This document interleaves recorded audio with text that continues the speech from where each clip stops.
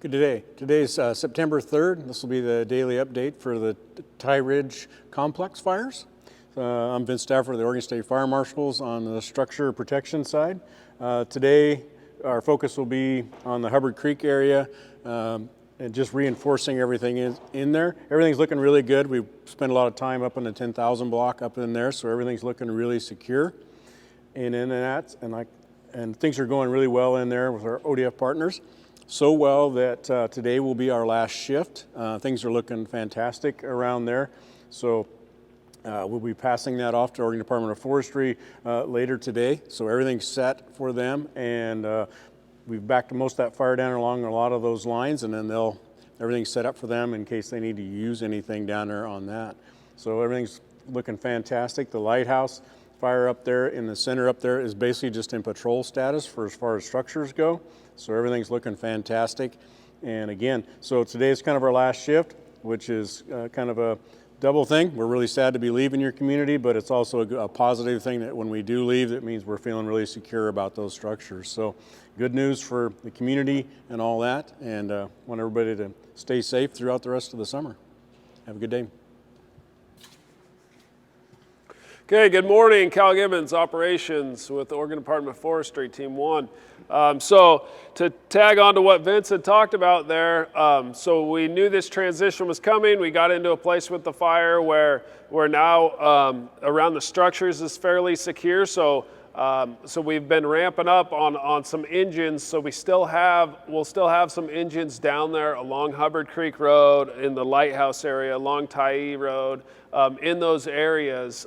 So if there's concerns, or if there's smoke on the hillsides, or if the fire flares up, we've had time to transition this. So we have some resources that will be kind of taking the place of the fire marshal's office and be able to support those needs. So they're not just leaving and leaving a void. We had time to be able to backfill that. So and everything along there is still looking good. There's still some fire backing down in some areas, but there's no real immediate threat or major concerns in the near future. So we'll start on the Cougar Creek fire today and kind of walk around the map. So one area that we have a planned burn is going to be right here on Division Foxtrot. So where Hubbard Creek Road turns and starts to go up the drainage and away from the river, there's a spot where we tried to cut the fire off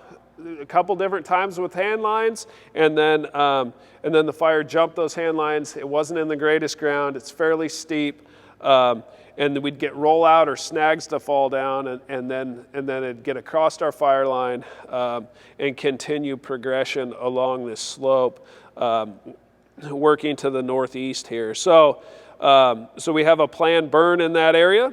We're going to start it today, and the idea is to bring the fire along this ridge and then work it down to the road here. So it'll be in this area.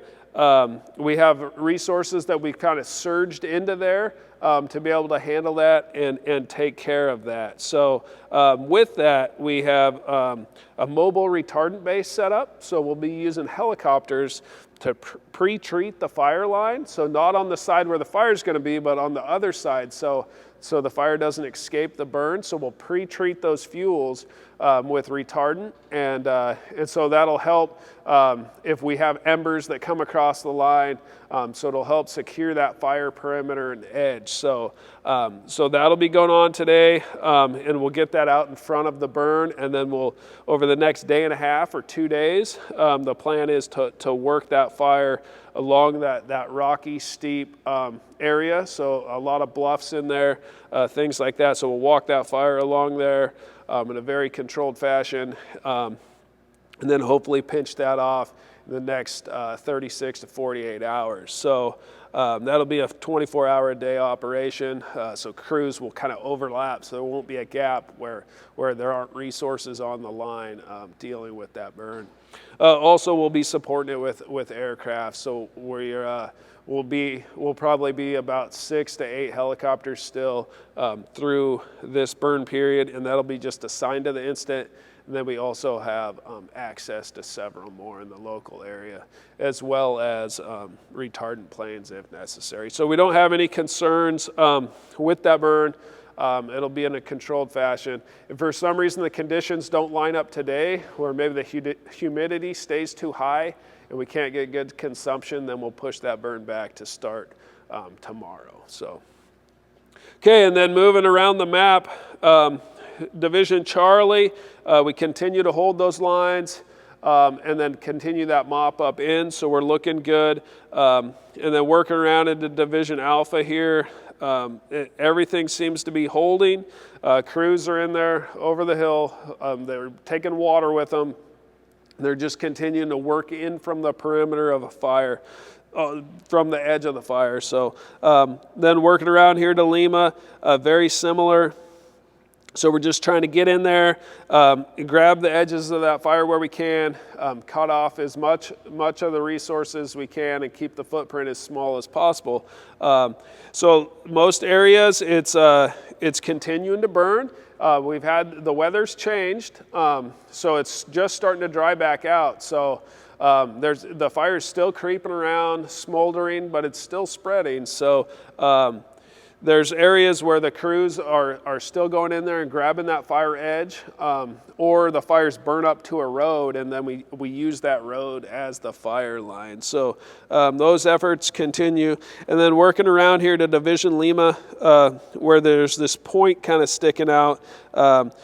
There's considerable amount of work going on in this area with several different operations that involve tethered machines. So either a tethered dozer, so you hook it up to a winch system, and then the dozer goes over the hill and puts in a fire line, or you use a tethered feller buncher that cuts the trees, and you're able to put in fire lines with these tethered machines that are basically, there's a remote control with a winch. It allows the machine to go down fairly steep terrain and then come back up.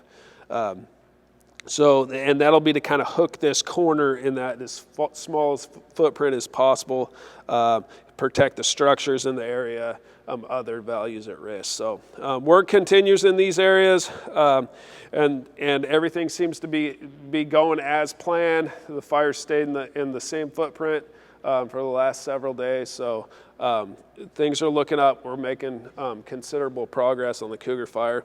And then switching over to the Lighthouse fire, you see that we're starting to get a little bit black line on the map. So that is what that means, is we feel confident that this area of the fire is contained. And then working down here towards the bottom, you can see we still have some red line. We're working on getting a final line in with another tethered machine in this area today, and trying to cut that off in as small footprint as possible. And then we get into an area where it gets fairly rocky and bluffy. So we're getting this prepped to be able to burn in the next several days if we need to. And then we're also scouting this line to see if there's a safe way we can get a crew down through it and put in that hand line. So we're doing a little bit of scouting, trying to tie this piece off down into the creek here, right in between drop point 83 and 82 on the Lighthouse fire. And so that will materialize over the next couple days. So there's a lot of snagging we have to do. So the dead trees that are down here along Tyee Road, we'll be in the process of cutting those down and then removing them out of the roadway. So there could be some slight delays on Tyee Road due to that operation of trying to get those snags out of the way in case we do have to bring the fire down to Tyee Road. Okay, and then to the north we have the Big Tom fire. So we feel fairly confident in the containment on that. We still have crews working on that. And they're continuing to kind of take out those areas of heat, the hot spots, and enforce the containment there and work in from the perimeter. So the Big Tom fire is looking really good.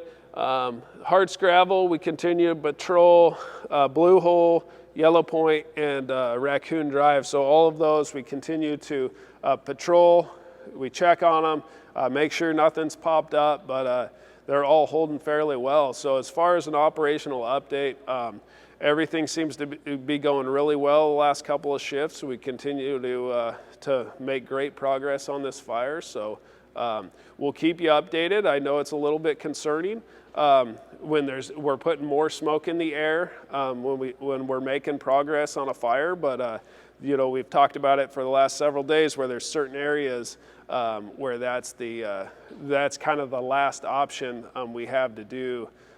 So, you know, there wasn't a lot of other options. We tried other things with direct lines, and those didn't hold. So that kind of forces our hand into some of these burn operations. So we'll keep the public informed. And if you have any questions on that, just call and we'll answer them to the best of our ability. Thank you.